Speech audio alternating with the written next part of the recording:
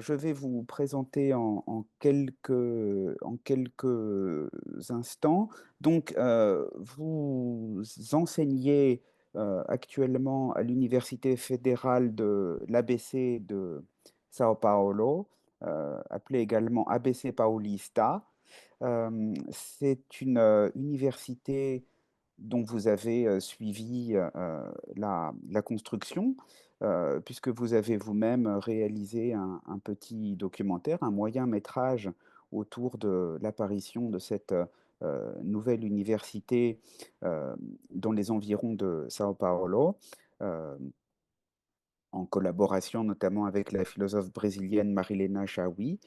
Donc, je suppose que c'est une enseignante de cette université, ou en tout cas c'est, non, en tout cas, dans le cadre, de la fondation de cette université, vous avez lu, des textes, de cette philosophe, j'imagine, hein, si je comprends le petit résumé que vous avez envoyé pour vous présenter.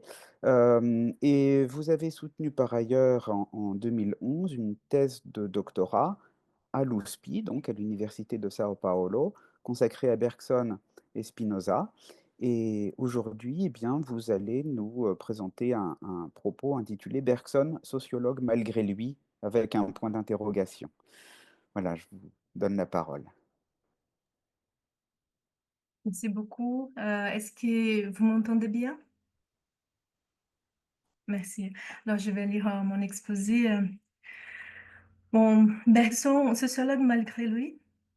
Le titre de cet exposé a été tiré d'un article critique à l'esthétique bergsonienne auquel a été ajouté un point d'interrogation. Il ne s'agit donc pas ici de supposer l'existence d'un Bergson sociologue malgré lui, comme pourrait le suggérer une simple lecture du titre décontextualisé.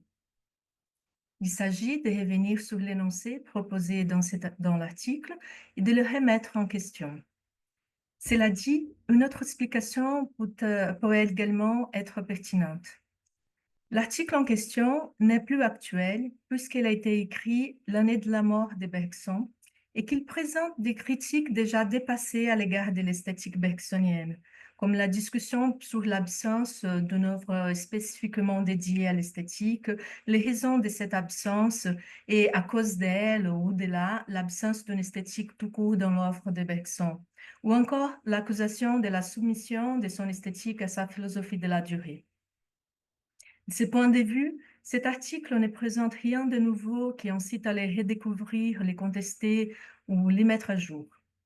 Pourtant, sa dernière partie, intitulée Bergson, sociologue malgré lui, a, en ce sens, suscité un certain intérêt en moi. Ce n'est pas une longue partie, elle est même plutôt courte. Il ne s'agit pas non plus d'un argument critique bien construit. Au contraire, l'article n'est pas très rigoureux dans ses exposés succincts basés sur certains travaux de Bergson. Quel est son intérêt alors? Comme le suggère déjà l'énoncé Bergson, sociologue malgré lui, l'article en question n'a pas l'intention de discuter une théorie sociologique proprement développée par Bergson. Il ne s'agit pas non plus, malgré le titre, d'une discussion sur une pensée sociologique spécifique qui pourrait se révéler dans sa philosophie, malgré lui, comme une manière d'affirmer son intérêt pour la sociologie. Bien de ça. En fait, l'article renforce la position de certains théoriciens de la société dans la première moitié du XXe siècle, de mettre Bergson à l'écart, de démontrer une répulsion envers sa philosophie ou d'affirmer une position distincte de celle-ci, ce qui fait partie d'un chapitre de l'histoire de la sociologie et de la philosophie actuellement rectifié par les chercheurs de deux disciplines. L'intérêt d'une telle marginalisation dans l'article critique de Bergson réside cependant dans la direction qui prend une telle critique, à savoir l'opposition de l'esthétique bergsonienne à une esthétique sociologique. S'agirait-il d'un chapitre de révision critique à ouvrir ou à élargir? Cet exposé fait partie d'un projet qui a l'intention d'examiner la portée et les limites d'une approche de la philosophie de Bergson en relation à la sociologie de l'art, une discipline qui se développe initialement davantage comme une esthétique sociologique, naît précisément parmi les spécialistes de l'esthétique et de l'histoire de l'art au début du XXe siècle, mais avec des prédécesseurs au XIXe siècle. Considérant que Bergson occupe une place au cœur du moment 1900, tel que défini par Friedrich Worms, quel dialogue peut-on trouver ou établir entre son esthétique et la sociologie de l'art naissante? Est-ce qu'on peut les trouver? Dans un premier temps, et c'est sur cela que se concentre cet exposé, nous avons intérêt à chercher des critiques à sa théorie esthétique du point de vue d'une certaine esthétique sociologique, l'article dont nous parlerons, afin de commencer à interroger cette orientation de lecture en montrant ses inexactitudes pour, à partir de là, suggérer une autre possibilité d'interprétation de certains textes de Bergson qui pourrait nous conduire peut-être dans la continuité de nos recherches à l'ouverture d'autres dialogues. Cependant, il s'agit encore d'un travail de recherche naissant et de réflexion encore en développement. Bon, je passe à ma première session qui s'appelle Critique de l'esthétique bergsonienne par Charles Lalo à partir de son esthétique sociologique. L'article critique auquel nous faisons référence s'intitule Promesses et carences de l'esthétique bergsonienne. Il a été rédigé par Charles Lalo et publié en octobre 1941 dans la Revue des métaphysiques et des morales. Pas très connu aujourd'hui, Charles Lalo a eu une certaine importance dans la première moitié du XXe siècle, puisque, en plus d'être professeur d'esthétique et des sciences de l'art à la Sorbonne, il a publié plusieurs ouvrages sur l'esthétique et a été l'un des fondateurs de l'association qui viendra à la Société française d'esthétique, ainsi comme il a également été un des fondateurs de la Revue d'esthétique avec Raymond Bayer et Étienne Souriau. En outre, il reste un personnage de référence dans l'histoire de la sociologie de l'art pour son travail à la naissance de cette discipline, étant considéré comme celui qui a posé les bases d'une esthétique sociologique. Ce fait est principalement dû à son programme d'une esthétique sociologique qui a été publié en 1914 dans la revue Philosophie de la France et de l'étranger. Avant de citer les critiques de Charles Lalo à l'égard de l'esthétique bergsonienne par rapport à son esthétique sociologique, il convient de mentionner qu'il identifie l'esthétique bergsonienne dans l'article comme faisant partie d'une longue tradition d'esthétique mystique ou métaphysique, ce qu'il considère même comme un manque d'originalité de Bergson. C'est encore cette tradition, au contre ces représentants, à ce moment-là, les représentants de cette tradition, que Lalo se retourne dans son programme d'une esthétique sociologique, dont les prémices se retrouvent également dans d'autres ouvrages de l'auteur, montrant comment il a cherché à développer une esthétique comme une science exacte, objectivable par un système de relations. Au cœur de son œuvre s'y trouve la conviction que l'esthétique doit procéder de manière expérimentale et aussi sociologique. Il convient de mentionner l'influence de l'esthétique expérimentale de Gustav Wegner sur sa pensée, sujet de son doctorat, et aussi celle d'Émile Durkheim. Ainsi, il considère que l'esthétique doit établir les lois et traiter les phénomènes sensibles comme des faits sociaux. Dans son programme, l'esthétique sociologique s'affirme par ce à quoi elle s'oppose. Je les cite. Les tendances de l'esthétique sociologique sont donc scientifiques par opposition aux aspirations mystiques et métaphysiques, ou tendent presque fatalement toute esthétique bornée à la considération des facultés personnelles. Fin de citation. Compte tenu de l'influence de la philosophie bergsonienne à cette époque, il ne serait pas inexact de penser que son esthétique est une référence importante dans cette opposition établie par Lalo dans son programme d'esthétique en 1914. Ainsi, les critiques qui apparaissent dans l'article sur Bergson des décennies plus tard ne font que reprendre ces fonds d'opposition. Il ne serait pas possible d'avoir un Bergson sociologue par rapport à son esthétique si la lecture de cette esthétique s'y fait à partir d'une esthétique sociologique construite à l'opposé du courant dans lequel s'insérerait Bergson, aux yeux de Lalo, qui signifie en ce sens construit en opposition à Bergson lui-même. Ainsi, la partie de l'article sur Bergson sociologue malgré lui, ou Bergson sociologue qui est le seul Bergson méconnu, voire méconnu de lui-même, selon les termes de l'article, ne cherche pas à trouver des éléments d'intérêt sociologique dans son esthétique, comme les sous-titres pourraient les laisser croire. Au fond, deux critiques sont formulées. La première fait brièvement référence au livre Le Rire, dans lequel Bergson, pour ne pas nier l'individualisme des principes de sa doctrine, serait, selon les mots de Lalo, je cite, réduit à faire du comique un phénomène amphibie, mi-statique, mi-social. C'est ce qui n'est qu'une défaite, selon ces mots, car il est à la fois tout esthétique et tout social. Et l'un par l'autre et pour l'autre, combinaison qui n'a rien d'antinomique, au contraire, selon une esthétique sociologique, il est vrai qu'elle n'a guère l'esprit bergsonien. Fin de citation. Malgré l'intérêt que nous pourrions porter à cette critique pour notre recherche, qui nous permet de revenir à cette critique, qui nous permet de revenir à lire un livre de Bergson qui, comme on le sait, discute la fonction sociale de l'art comique, anticipant nos philosophies morales, politiques et sociales, qui sera développée plus tard, et liant déjà sa pensée aux doctrines sociologiques de son époque. Elle, cette première critique, ne sera pas abordée ici pour trois raisons principales. Le manque de temps, deuxième, moins d'intérêt dans l'article, qui la traverse rapidement pour se concentrer sur la discussion de la deuxième critique. Et troisième, l'intérêt de la seconde critique par rapport à l'esthétique bergsonienne en général, et non centré sur la question, disons, plus spécifique de l'art comique. Lalo lui-même relie la première critique à la seconde. Alors, la deuxième critique concerne la définition bergsonienne de l'artiste comme un créateur dont l'indice de réussite est la joie et non la gloire. À cette fin, l'auteur cite et commente les textes La conscience et la vie. Alors, je vais citer ces morceaux de son article. Si personnel qu'il soit, on peut croire que tout sentiment esthétique est social par certains de ses aspects. L'énergie spirituelle nous assure que la réputation n'est pour les génies créateurs qu'une vérification en cas de doute, car le critérium de sa joie personnelle lui suffit. Ici, il cite le texte La conscience et la vie.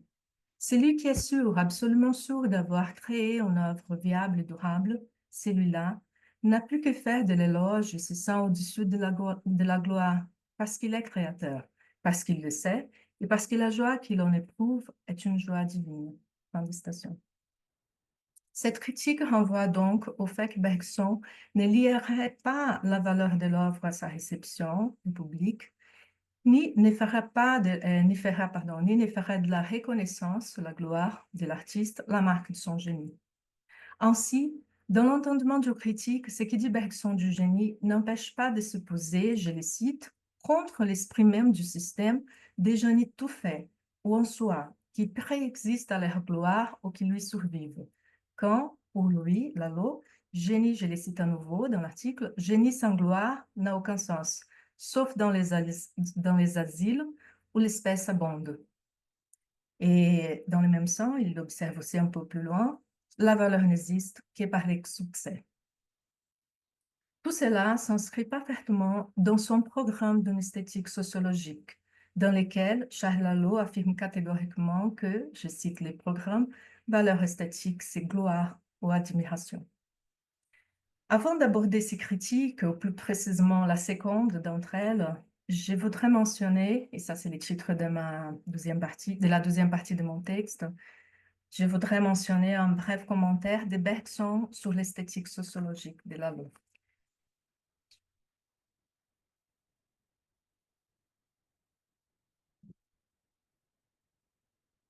Dans son discours en séance publique de l'Académie des sciences morales et politiques qu'il présidait, dans la séance du 12 décembre 1914, lors de la remise des prix et récompenses de cette année-là, on trouve un bref commentaire de Bergson sur l'esthétique de Lalo, que je vais citer dans son intégralité.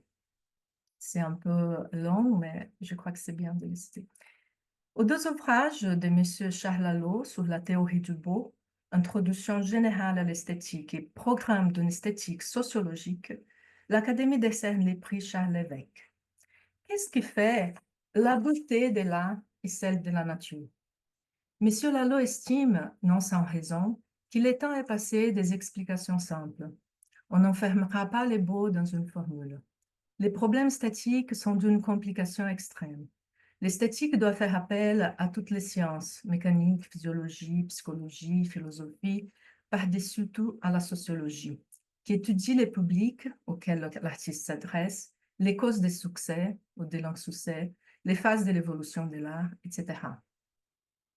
Sans méconnaître la valeur de cette méthode, ni l'utilité qu'il peut y avoir à faire les tours de l'œuvre d'art pour prendre les plus grands nombres possibles de vues sur elle, nous pensons que l'esthétique attend, pour se constituer définitivement, les jours où quelqu'un grand artiste fera pour son art ce qu'un Descartes a fait pour sa science, les jours où il sera surpris dans l'acte de création, où il aura pu tirer des profondeurs de lui-même les éléments d'un nouveau discours de la méthode. Nous saurons alors par quel mécanisme l'émotion et l'idée se matérialisent en son ou en colère, choisissent leur rythme et leur mesure. L'esthétique sera fondée solidement, et aussi une critique d'art qui ne comparera plus seulement l'œuvre à d'autres œuvres, mais encore et surtout à elle-même, à ce qu'elle eût été si la matière qui est l'instrument n'était en même temps l'obstacle. Mais nous n'en sommes pas encore là. Pour le moment, une méthode comme celle de M.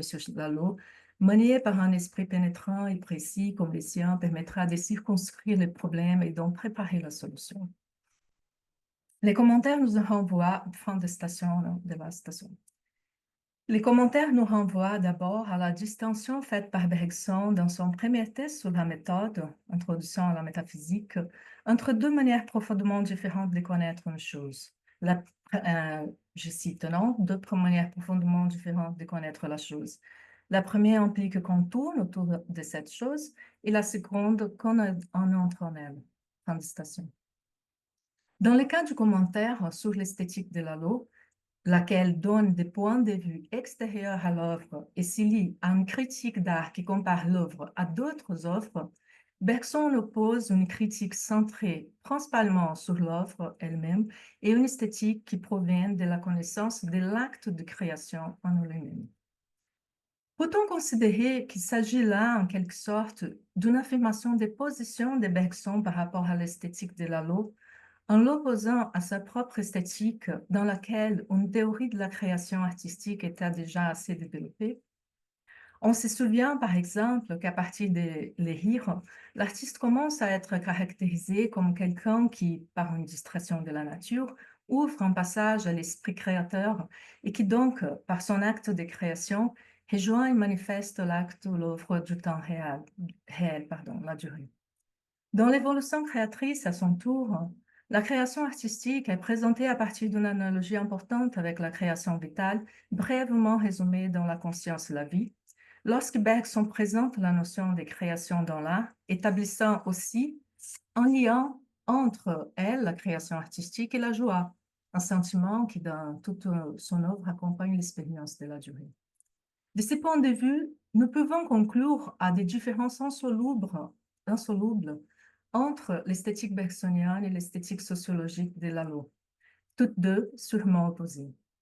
Mais ici, dans les commentaires de Bergson que nous avons cités, c'est précisément Bergson qui marque l'opposition en pointant un manque d'extrême pertinence dans l'esthétique sociologique de Lalo. Les manques de connaissance du processus de création artistique et de l'œuvre basée sur ses qualités internes. Peut-être l'indication de cette carence peut-elle être considérée comme la réponse de Bergson au programme d'une esthétique sociologique et par conséquent peut être considérée comme une sorte de réponse anticipée aux critiques de l'article de Lalo. Un tel positionnement de Bergson, dans le sens de laisser implicite sa différence par rapport à Lalo, tout en soulignant les carences de son esthétique sociologique, peut être renvoyé, pensons-nous, à l'un des problèmes centraux de la sociologie de l'art, c'est-à-dire les défis de réaliser une analyse sociologique qui ne néglige pas la valeur esthétique de l'œuvre dont fait partie les processus de création. En ce sens, je souligne brièvement que Nathalie Heinz, dans son livre Sociologie de l'art, indique comme faiblesse de la première génération de cette discipline, la génération de l'esthétique sociologique, dont Lalo fait partie, l'effet que certaines dimensions de l'expérience esthétique sont exclues de l'investigation, comme les processus créatifs. C'est dans la page 40 de ce livre. Dans le même sens, quelque chose de similaire est dit par Jean Duvigneau dans son livre également intitulé Sociologie de l'art, en critiquant les chercheurs qui s'intéressent à la recherche sociologique de l'art, mais, je cite, ignorent complètement les problèmes de la création artistique sous toutes ses formes. Selon l'auteur, l'esthétique de Lalo, je le cite, établissait des rapports mécaniques et abstraits entre l'art et la vie sociale. Il fait donc partie de ce par qui, je cite jusqu'à la fin, maintenant un morceau, il s'agit de réduire, Lalo fait donc partie de ce par qui, je cite, il s'agit de réduire l'expérience artistique à un milieu ou bien d'examiner les environnements de l'art, les publics, les éléments secondaires mais positifs, comme si l'on parvenait par là à saisir la réalité substantielle de la création. C'est dans la page 21. Bon, fin de citation. Il est vrai qu'ici, avec ces brefs commentaires de Bergson sur l'esthétique de Lalo et notre interprétation, nous répondons dans un premier temps aux critiques de Lalo par une inversion des rôles. C'est Bergson qui pointe les carences de Lalo, ce qui maintient l'opposition entre l'esthétique métaphysique de Bergson et l'esthétique sociologique de Lalo. Mais cette opposition ne peut pas être fondamentalement dissoute, je pense. Pourtant, ce qui mérite ici d'être interrogé est 1. Si les critiques de Lalo, pardon,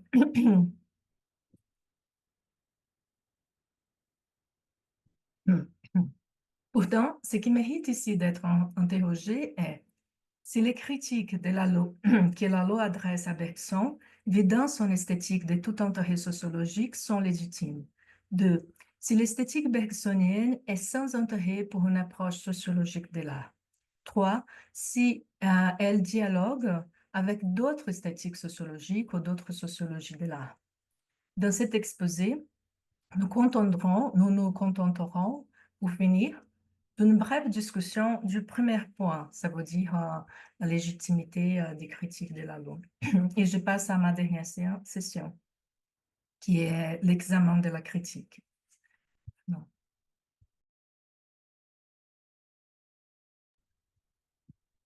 Revenant aux considérations de Lalo, il convient de rappeler que sa critique centrale vise précisément le fait que, pour Bergson, le génie créateur ne se définit pas par la gloire, ce qui lui ferait supposer l'existence des génies tout faits, hypothèse problématique car génie sans gloire n'a aucun sens selon ces mots, les mots de Lalo.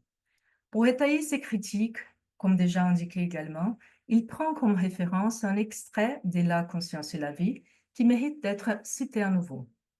Celui qui est sûr, absolument sûr d'avoir créé une œuvre viable et durable, celui-là n'a plus que faire de l'éloge et se sent au-dessus de la gloire parce qu'il est créateur, parce qu'il le sait et parce que la joie qu'il en éprouve est une joie divine.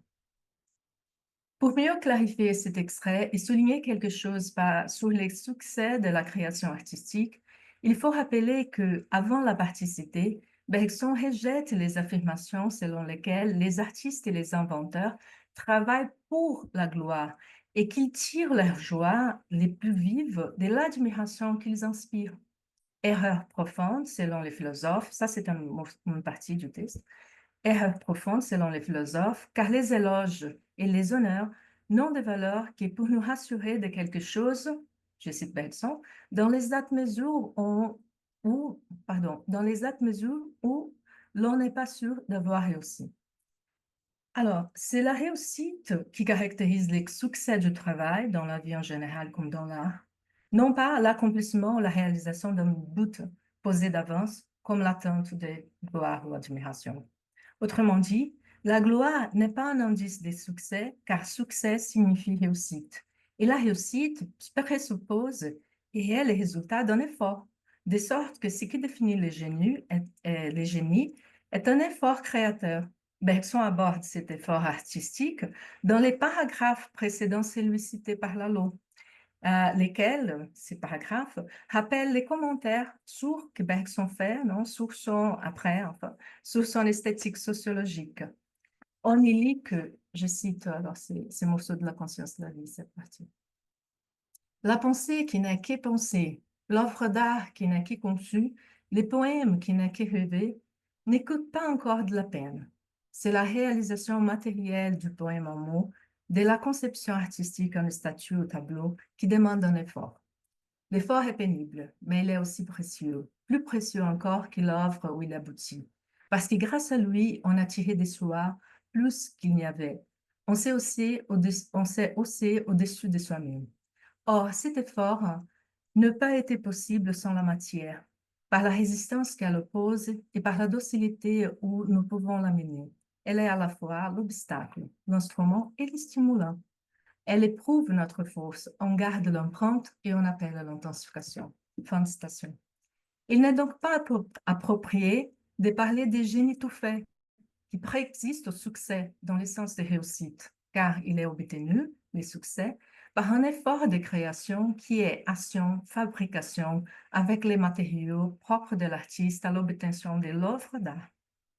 J'en profite pour citer Nadia Ayala Kisukidji dans son article La poétique bergsonienne, l'émotion créatrice et fabrication comme genèse de l'œuvre d'art.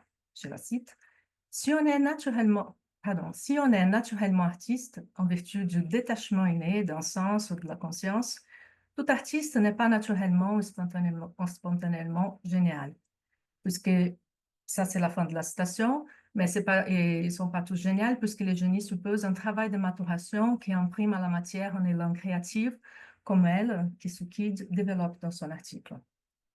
Or, les problèmes pointés par Lalo concernant l'existence des génies tout faits dans l'esthétique bergsonienne tient à son identification entre génie gloire, qui est une caractéristique extérieure au processus de création en tant que tel.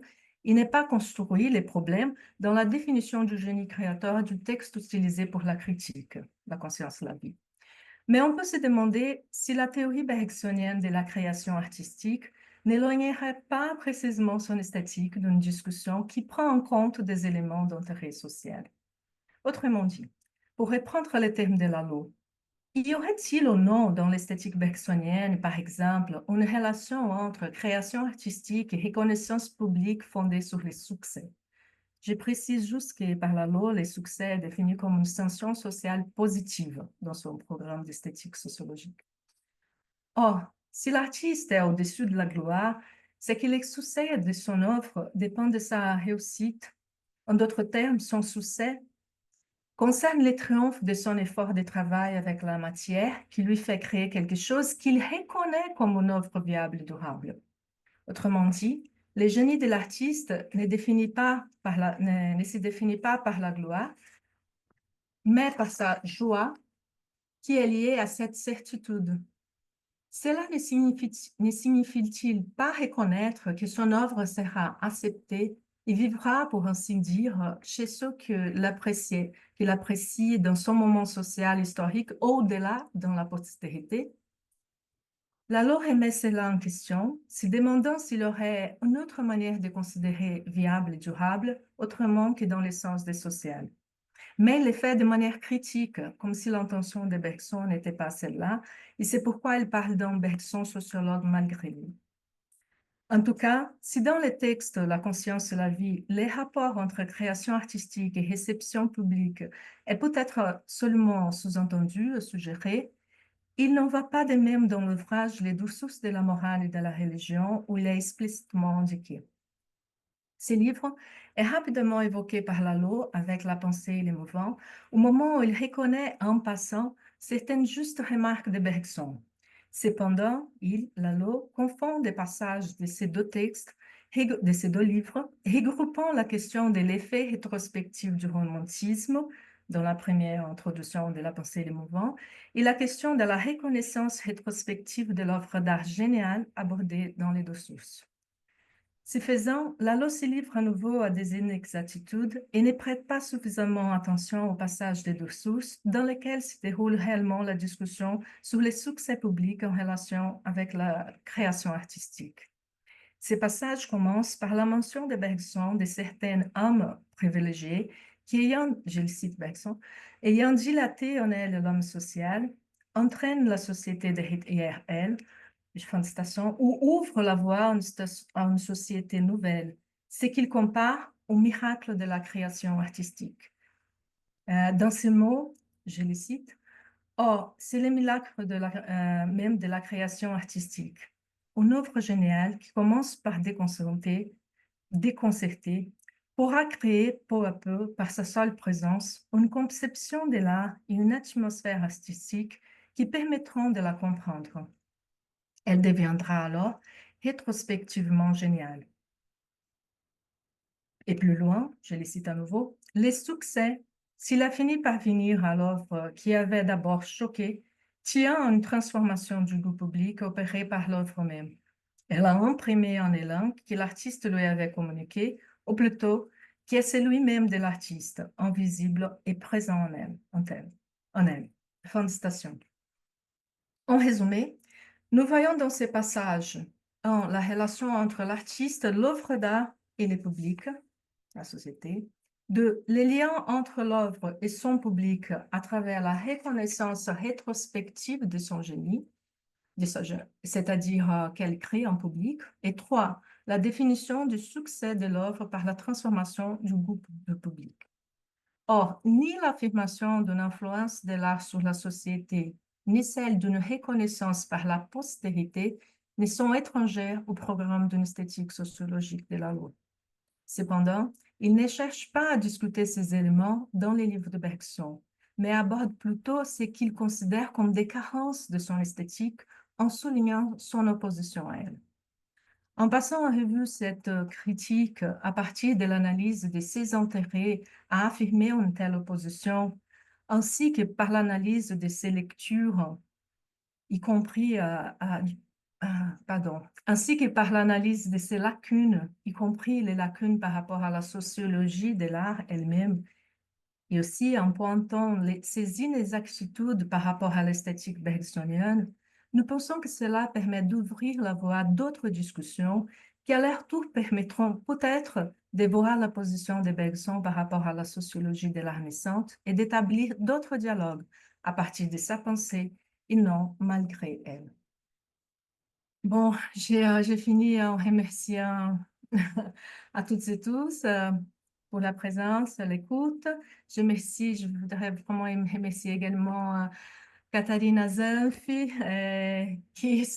enfin, d'avoir soutenu cette recherche en m'accueillant à l'ENS pour une période d'études dont je profite actuellement. Et je profite aussi pour remercier Povlas pour l'organisation de ces colloques, Arnaud, pour avoir accepté la tâche de coordonner la session, qu'il a partagé avec moi. Et merci beaucoup à toutes et tous. Merci à vous, bravo. Bravo pour cette communication, à mon avis très, très intéressante et originale sur une question vraiment solide, réelle, hein, pas du tout factice. Alors, est-ce qu'il y a des questions déjà parmi les auditeurs, auditrices?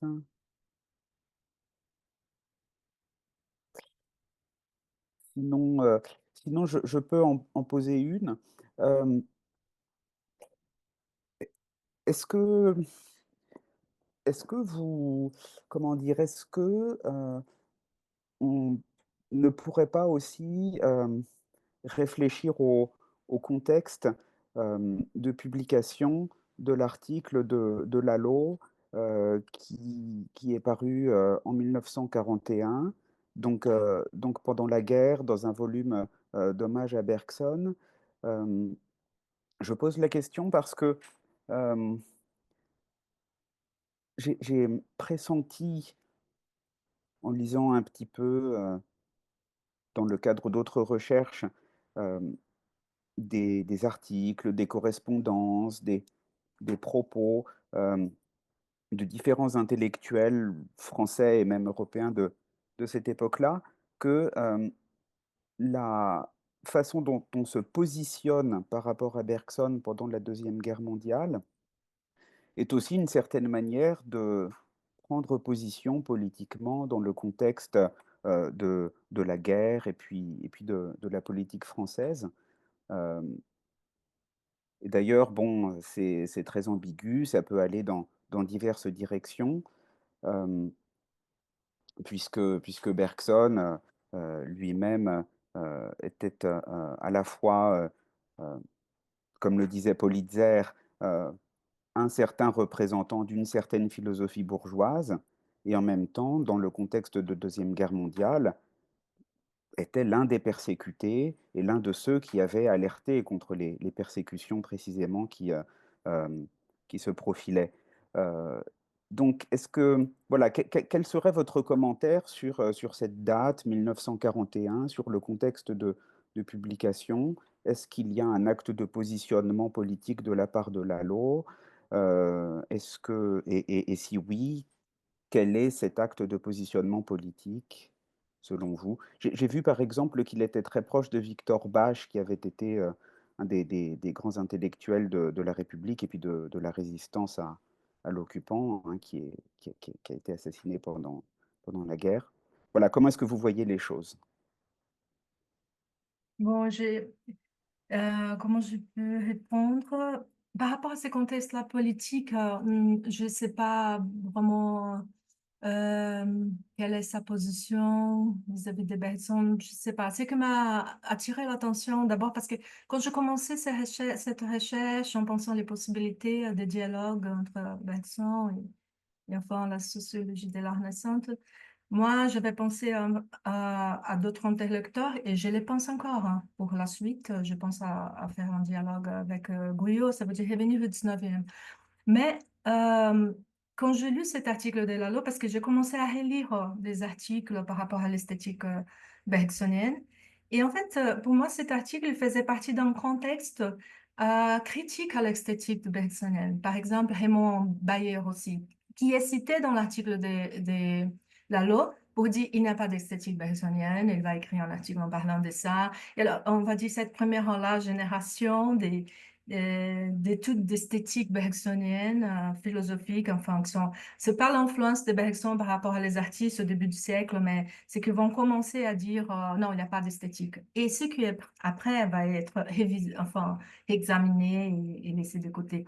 Mais pour moi, il était dans ces contextes-là plutôt d'un rejet de Bergson, aussi par rapport à l'esthétique.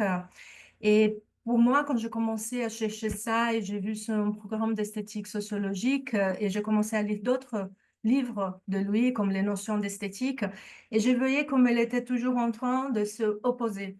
Et là, c'est pour ça que pour moi, dans les programmes, quand il dit vraiment, c'est contre une métaphysique mystique, pardon, l'esthétique mystique, métaphysique, sont les mêmes termes qu'il parle des Bergson.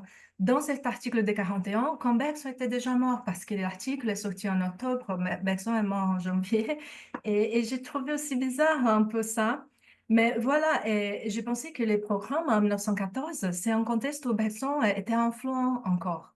Parce qu'en 1941, on a moins ça. Et c'est un contexte où il y a déjà cette rejet par rapport à la philosophie, les philosophes, enfin, les existentialistes, il y en a déjà dirigé. Alors, c'est un concept, mais en 1914, il était influent. Et je commençais à penser que les programmes étaient construits un peu aussi contre Bergson. Mais ça ne veut pas dire que ça définit la philosophie bergsonienne en disant qu'elle n'a pas d'intérêt à la sociologie de l'art. Alors, ça, il ferme un peu le dialogue, mais avec des imprécisions, des inexactitudes, des mélanges de textes, enfin, en marquant son opposition.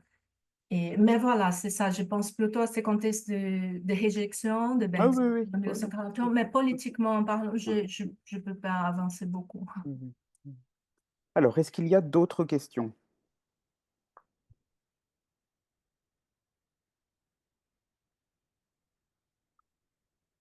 Caterina, oui, je t'en prie, vas-y. C'est surtout pour continuer à parler de ce projet vraiment fascinant que je commence à, à connaître grâce à cette communication que tu viens de nous faire, Marine. C'est vraiment passionnant à mes yeux et je me demande dans quelle direction peut-on le prolonger sur Bergson. Ces points de vue de l'esthétique sociologique feraient tout de suite penser l'ouvrage que tu as cité aussi, de L'essai sur le rire, où en effet il y a une entrée au thème sociologique par une étude sur le comique. Mais en même temps, le point de vue de la loge, si j'ai bien compris, demandait aussi de voir un certain, une certaine sensibilité historique aussi euh, aux œuvres d'art, hein, qui manquent, il me semble, quasi complètement dans les textes de Bergson, dans ses discours. Donc, je me demande quelle entrée, quelle nuance, tu as parlé des évolutions aussi de l'esthétique sociologique jusqu'à aux chercheuses aujourd'hui. Et donc, voilà, quelle serait, à ton avis,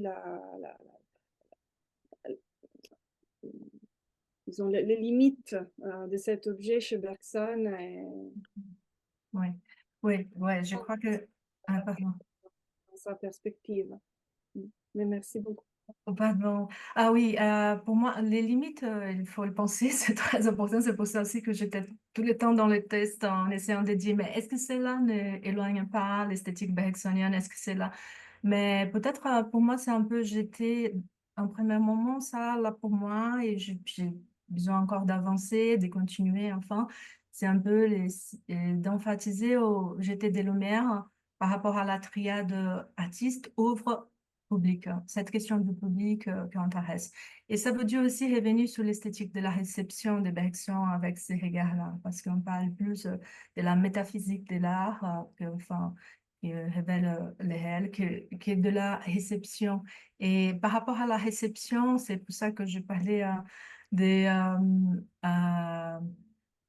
d'autres dialogues. Par exemple, Roger Bastide, dans un article qui s'appelle Les problèmes de la sociologie de l'art, si je ne me trompe pas, il va faire une critique à Lalo en disant, bon, l'autre, c'était l'intérêt des premiers des premiers penseurs qui se sont dédiés à l'esthétique sociologique et qu'il a pensé par rapport à comme une communication. C'est le cas de Guilleux.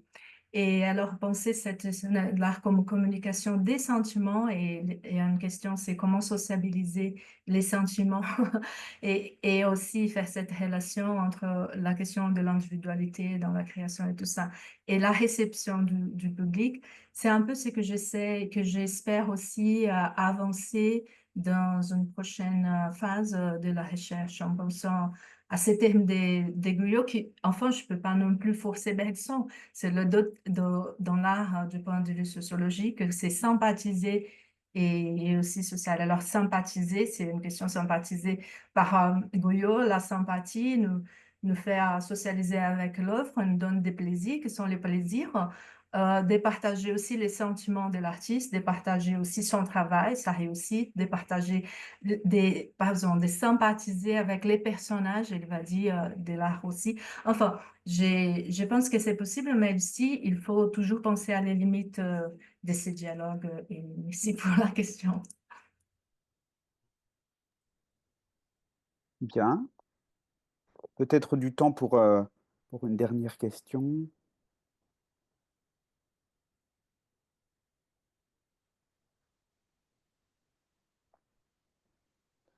Je peux en poser encore une, hein, si vous voulez. Parce que parmi les réponses que l'on pourrait formuler donc à Charles Lalo, euh, pour montrer quand même quelques dimensions intéressantes de l'esthétique bergsonienne pour une sociologie de l'art, il y a cette remarque à la fin de La conscience et la vie, lorsque Bergson fait la différence entre l'artiste et le grand homme de bien, et il dit l'artiste crée des œuvres, mais le grand homme de bien crée des créateurs. Bon, alors là, on n'a pas encore de la sociologie, hein, mais on a en tout cas quelque chose comme une horizontalité des relations entre différents créateurs. et qui permettrait peut-être, alors je ne sais pas, d'esquisser ou de suggérer, cette fois-ci une sociologie de la production artistique, par exemple, voilà, c'est une possibilité, en mobilisant éventuellement les 2 sources, des analyses des 2 sources qui empruntent à la sociologie. Mhm. Merci beaucoup pour les commentaires. Parce que c'est vrai que là, ces commentaires de la conscience et la vie, quand on va toujours comme, en fait, comme les, les limites de la métaphysique de l'art. Ça veut dire, voilà, c'est les artistes. En fait, Nadia Yale, elle travaille beaucoup là-dessus dans son œuvre L'évolution, comment ça s'appelle? L'humanité créatrice, non? Elle parle de la limite, des limites, quelles sont Ouais. les limites de la métaphysique de l'art. Et l'une, c'est ça, l'artiste ne crée pas de créateur. Mmh. Et moi, quand je lu ça, mais parce que maintenant, j'essaie, et c'est ça que c'est aussi dangereux, parce que j'ai un peu les lunettes maintenant qui veut penser à cette question de la sociologie de l'art. Je pense peut-être que c'est une limite de la métaphysique de l'art, mais on peut voir comme une possibilité de discussion par rapport à ce que l'œuvre d'art permet de faire. Comment je peux dire, l'artiste ne crée pas des créateurs, mais en pensant au public, à la société, en pensant aux ressources aussi, l'immanence de la société dans ses membres. Enfin, je pense à cette question de création, que la limite de la métaphysique peut être euh, pas la limite pour penser l'esthétique bergsonienne, mais une possibilité d'aller dans cette direction de la sociologie. Mais enfin, ça, je commence à penser. Mais c'est pour ça que votre commentaire m'a beaucoup plu parce que peut-être, ouais, c'est possible d'aller aussi dans cette direction. Bravo encore, merci beaucoup. Bon,